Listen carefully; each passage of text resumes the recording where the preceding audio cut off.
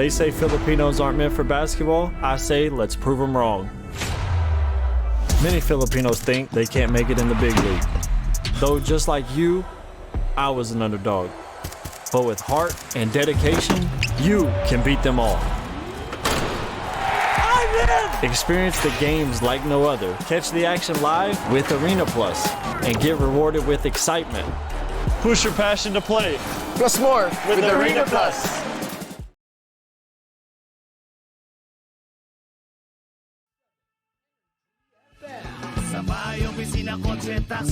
What? Tricycle FX, basta masigip. O kaya? Palengke, internet, plaza, karinderya. Energy FM, nagbibigay saya. Huwag mong sabihin radyo, sabihin mo #1 Energy. Pangga, energy kaibigan mo. Pangga, energy ang numero 1. Agad tumango na at isigaw mo. Same, pero iba. Huwag mong sabihin radyo, sabihin mo Energy. Ay, nako, Mare! Ano yun? Pag ganito talagang Wednesday morning talaga, alam mo yun, pag ganito, midweek na kasi. Yes. Kailangan ma-relax na tayo. Dapat. At kasabay ng pagre-relax na yan, dapat may iniinom kang masarap na kape. Ano yun? Etong MX3 Coffee Mix. Ano bang meron dyan, Mare?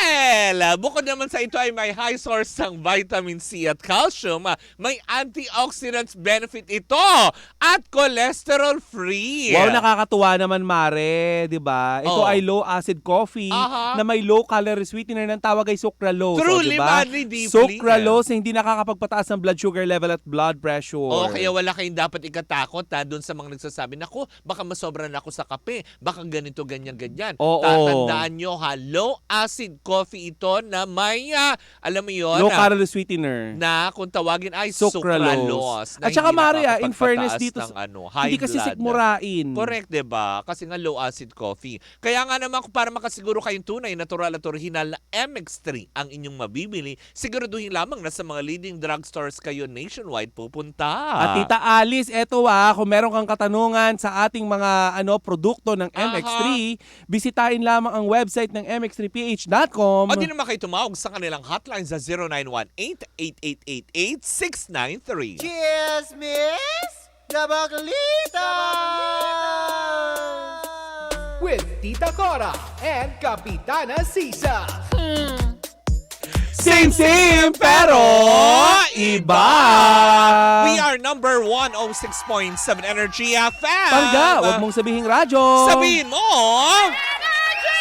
Metro and Mega Manila, isang magandang umaga. Ako po si Kapitana Sisa. Ako naman po ang inyong Tita Cora. At ito na ang Baklita sa Woo Woo Woo! Hello pa rin po sa inyong lahat sa ating mga panggana na katutok. And of course, Correct. sa mga nanonood via our social media platforms sa Energy FM. Hello po, sama kayong parte ng mundo. Hello Philippines and hello world. Uy, wow, Tony Perer. Ganun ba? Ang tari ng outfit mo today, in fairness. Yes. Hindi na po siya pambansang akab, pambansang labubu. Yan. Labu, lalagang ganun kadali. Ayoko. Kasi naman. Ang pambansang labubu. Labubu ka. Hoy, hindi ako bobo Hoy, wala Sabi ko lang labubu. Oo. Hello sa mga nangongolekta ng labubu dolls Correct. dyan. Hoy, balita ko na dyan si Tita Alicia Balatbat sa Japan. Tita Alicia, Oo. baka naman kahit isang labubu lang. Kaya nga. Diba? Pwede mo naman kompletuhin din. Ay, mahal. Diba? Malay mo naman, Tita Alicia. Diba? At syempre, ang ating mga panggana na nakatutok, ang ating mga team replays, isang magandang umaga. At eto na ang, Chika sa Arena!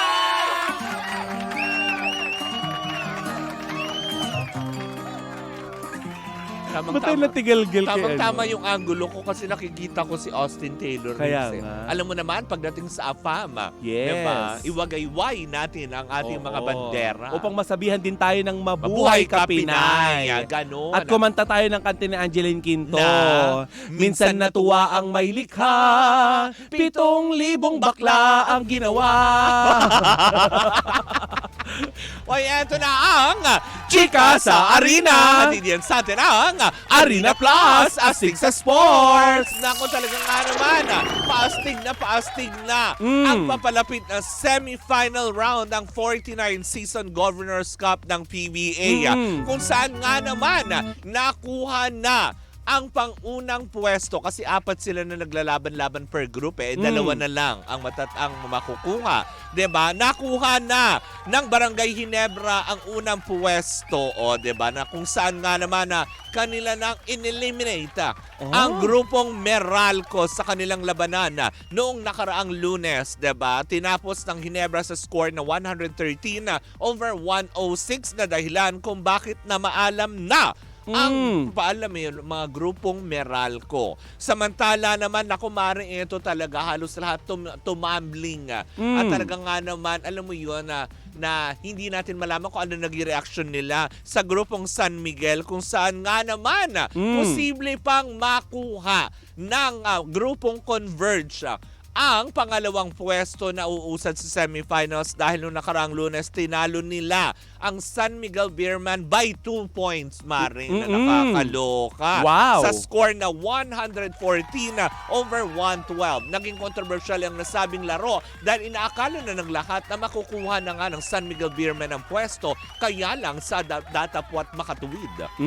Hindi, Mare. So balit datapwat. Oo, diba? Third quarter kasi tinambalusya na nila ang grupong Converge. Pagdating ng fourth quarter, buzzer beater na tinalo ang San Miguel Beerman ng Converge by 2 points, diba? So kahit anong effort na ginawa na, Lot and Friends pa rin kaya ang mga nga naman Otoko. meron silang laro na antabayanan sa Game 4 dahil nga naman kung sakali ulit matalo sila ng Converge. Itong darating na Sabado ay magkakaroon ulit sila ng isa pang laro at doon magkakaalaman kung sino nga ba ang papasok para sa semi-final round. Samantala naman kagabi, Mare, tuluyan nang kinuha ang pagkapanalo. liwanag? Hindi. Ng Ng nino? pagkapanalo lang ng grupong Magnolia.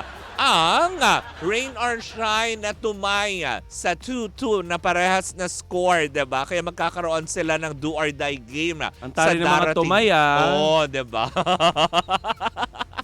Kinuha nila ang score na 129 over 100 ng Rain or Shine. Tambak ng husto, di ba? Samantala naman tinapos na rin kagabi ng grupong TNT ang laro na to against NLEX kung saan nanalo sila sa score na 125 over 96 ng NLEX na kumuha na rin sila ng pwesto para sa Group B category. Nakakaloka yun, di ba?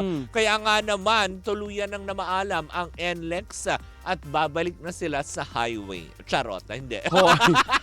Hindi. Hindi sila magtataas ng presyo ng toll. Samantala naman, Mare, mabakantabayanan natin dahil ngayon araw magbubukas ang East Asia Super League kung saan nga naman dalawang koponan ng PBA teams ang makikipagbakbakan sa mga Asian countries para sa naturang laro na ito. Kabilang dyan ang San Miguel Beerman na ngayon ay under pressure dahil nga sa magiging laro nila with Converge at ang Meralco naman din. Kahit pa naligwak ganun-ganun sila, diba? Ay meron din naman silang chance na itaguyod ang bandila ng Pilipinas para sa EASL or East Asia Super League na magaganap. Diba? Bongga yan, Mare, Wala nung fairness. Kita Cora, pasok! Samantala, Mare, nanalo naman or nagtagumpay sa bronze medal si Aaron Jude Bado sa men's 51 kg division sa World Boxing Cup. Ayan, sa Ulaanbaatar, ayan, 2024 na ginanap sa Mongolia. Ayan, ang Tubong Iligan City na palarong pambansa champion rin ang kinatawan ng ating bansa ng Pilipinas sa Asian Games ngayong araw na to. Ayan. At siya ang nagtamo ng 7-2 international record sa sa 2024 World Boxing Cup. Ayan. In fairness, kahit na hindi hindi naka-gold medal, at least at may least medalya pa rin. Oo, not bad. Naka-bronze ilan tayo. sila naglalaban-laban dyan, di ba? Para lang sa 3 pwestong at 3 medalya kasi it's bronze, silver, and gold na bibihirang may makasungkit niyan. Kaya, Oo. mabuhay ka, Pinoy! Pero pagkatapos, Mare, ng ating pagkapanalo, kinalulungkot ko namang ibalita, Mare. Oy, bakit? Na bigong manalo si Anton Raga sa match against Nguyen Van Dong ng Vietnam. Kaya, ayan, nakakalungkot man, pero better luck next time. Correct, di ba? May mga next time pa naman, may mga next fight, di ba? Yes. Hindi porket ibig sabihin na talo sila, Mare. Wala silang chance para patunayan ulit yan sa next game. Oo. Di ba? In Lagi fairness. may mga ganun. Ano pa? Pero i-good luck din natin ang ating kupunan na lalaban ng ating Philippine Junior National Team sa 2024 World Taekwondo Junior Championship sa Chongchon, South Korea. Ay, ang taray. Good luck. Good diba? luck. Mga ganun. Good luck. Chongchon. Chongchon. Diba? Ano ba? Parang Chongchon. basta South Korea. Oo, basta hindi sa- sila sa North Korea lalaban. Dahil baka hindi na sila Makabalik. But anyways, mga bagayan po muna ang ating Chika sa Arena. Hatid yan sa atin ang Arena Plus, astig sa sports. Naku, eto mukha naman yata talagang nga naman. Babiyahi din ang peg nito ang susunod nating ichuchika. Bakit? Diba? Marami ang nagtataka. Nyoket. Diba? Matapos nga kasi, diba, nung una kasi, nagpaalam itong si Lovie po sa Batang Quiapo. Dahil nga siya ay kakasal. Yes. Diba? Tapos ngayon naman pala, kaya naman pala tinegi Boom Boom, yung kanyang karakter sa Batang Quiapo daw. Dahil? Yung pala naman pala, ay muli daw pala itong tatawid. Hindi Sa sa EDSA. Hindi rin sa ilog.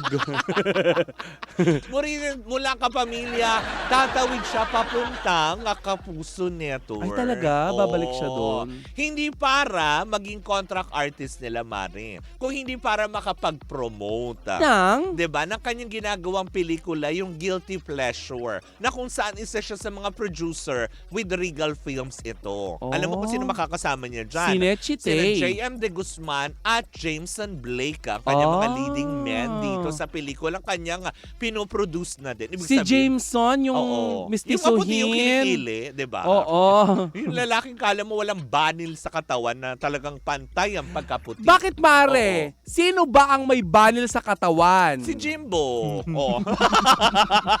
Hoy. Si Jim. Ano? Sino Okay, pa? continue mo na. Ba't parang hindi ka kumontra? Meron Pero yun na nga talaga nga naman, yun ang kinaloka ng lahat. Kasi nga, diba, matapos siyang Tegi Boom Boom, diba, sa Batang Quiapo, yung pala naman may mga pinaghahandaan siya mga proyekto. Bakit nasabing tatawid siya ng Kapuso Network? Kasi nga naman, lalabas siya sa ilang mga shows ng GMA7 tulad na lang din sa Fast Talk ni Tito Boy. Yes. Para i-promote nga itong pelikula niya. At the same time, mapapanood din siya sa GMA7 muli through Showtime kasi nga magpo-promote din siya ng kanyang Bakit pelikula. may ganun pa rin, no? May restrictions Diba? pa rin. Na nakakaloka. Sana Pero mag-combine na ng tuluyan ng diba, GMA, no? Tsaka mag-merge ABS. na kayo, diba? Parang So, Voltes 5, ganon. Mag-vault in kayo, tapos lumipad kayo sa himpapawid. GMCBN. Oh. GMCBN. Diba? Parang tunog networking. Okay, Kapamilsu. Oh. Diba, ano nakakaloka? Para hindi na pinapatay si Lobby po. Diba? Kasi 'di ba sa tatay niya naman yan dati, yung Sabi- Batang Quiapo. Oo, kasi ba sabi nga ng ilan, ako kaya yung mga reaksyon ng mga tao nahahati, na parang sabi nga ng ilan, kaya ba ayaw na niyo sa Quiapo? Kasi gusto na niya sa Kamuni. Timog. Oo, sa Timog. Oo, diba, na nakakaloka. Grabe naman. So kung sa anong tao, diba ang pangalan niya? Bubbles ba? Hindi si Mokang. Mokang, si si Ivana. Sa Batang Quiapo siya ay si Mokang. Mm-mm. So pagdating na sa Timog, ano ng pangalan niya? Kamong. Mokang. Hindi. Di ba, Mokang. kakang. Ganon. Gata. Yun na, pag sa timog na. Kakang Pag gata. napunta na siya sa timog, kakang. Kasi natapos yung kanyang karakter as moka. Huwag mo lang doblehin yung Hindi, ano. hindi. Kakang.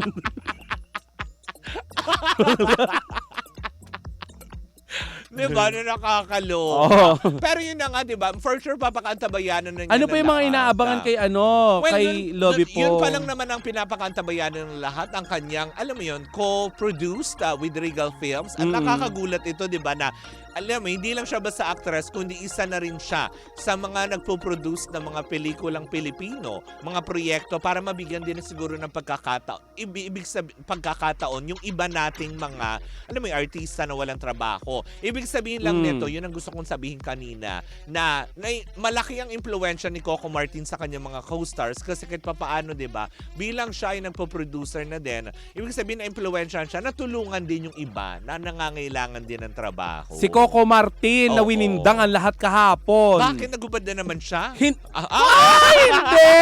Kasi kahapon, Mare, may Ano? mistulang announcement ito na parang press con. Ay, oo! Akala ng lahat, susuong na ito sa politika. Oo. Pero i-announce lang pala niya na nasa TikTok Oo, na siya. correct, diba? Naloka ako. Na nakakaloka. Diba? Kasi ang dami ko, naluloka talaga ako kahapon, Mare. Ang dami mga nagkalat na mga balita na pati itong si Rosmar, Correct, diba? diba? Ang Hindi pa siya dami. nakontento sa pagiging pares. big sister niya, sa Armansion niya. Akala ko pagiging pare. Diba? May pares pa ba siya? Sa Laguna. Parang yun lang yun lang ba yung kinakain ng mga nasa Armansion? Pares. Di ba sila ma-high blood nun bago sila ma-evict? May second. Oo. Nakakaloka. Diba? Kaya nga naman, hindi ba na nakakaloka naman kung anong ginawa na naman ni Coco Martin. Ewan ko, basta nakita ko Akala lang. ko naman nagpakita na naman siya ng pagkalaki ng kanyang puso Oo. para sa lahat ng... Yung nag-announce lang siya. Oo, Di ba Russell kaya. Vargas? Oo, nandun na siya, diba? So, Oo. supportahan natin si Direk Coco Martin sa kanyang paglalayag sa mundo ng TikTok. Oo. Tsaka naloka ako kahapon, Mare. Kasi yan yung mga mga nagba-viral kahapon. Si Oo. Coco Martin, si Rosmar. Oh, Ano diba? pa? Si Diba? Ayon Perez? Oo, Oo. diba? Nakakaano. Ano nangyari kay Ayon Perez? Tatakbo rin diba? si Ayon. Correct, Oo. diba? So, mga ganyang aspeto na yan. Nako. Oo. Anyways, diba? Anyway, Mare, batiin lang natin si Seven Purple, ano ba tong pangalan niya? Seven Purple Chrome. Hello! Nanonood sa atin. Oo. Si Mariel Concha. Ay, si Mariel! Oo, Mariel Hi! Concha nanonood sa atin. Of course, ang reyna ng Sydney na si Cathy Amos. Kaya nga. Ga! Diba? Oo. Malapit na magpasko. Madam! At saka, Diba? birthday ko na sa Saturday. Uy, birthday ko na sa Saturday. Happy birthday! Maraming salamat, Oo, Mare. kasi wala ka ng Friday, diba? Oo, Friday wala ako ng Friday. In fairness. Hanggang Monday. Oo nga. Hanggang next week, hindi natin makikita yan. Oo. Pero doon ko na sasabihin na lang yung mensahe ko sa'yo sa Friday. Mokang. Oo. Mokang. Pupunta rin ako magpapamokang din. Hangad ko ang iyong, alam mo yung kaligayahan. Hoy, wag mo akong gagawa ng Sa tarpaulin na araw may mga ano Ay, syempre, ganun mo yun. Na kanya-kanya tayong estilo. Ilalabas na ko din. pagpapabati. Ay, maraming salamat. Maraming salamat mo sa mong tabay sa aming pagbabalik. Isang umatigabong chikahan na naman ang daladala ng dalawang bakla. Oo. Muli po ako po si Kapitana Sisa. Ako naman po ang yung Tita Cora. And we are still Same, pero iba. Tuloy-tuloy pa rin po ang ating tugtugan. Siyempre, dito po lamang yan sa number 106.7 Energy FM. Pagdawag mo sabihing radyo. Sabihin mo! Energy!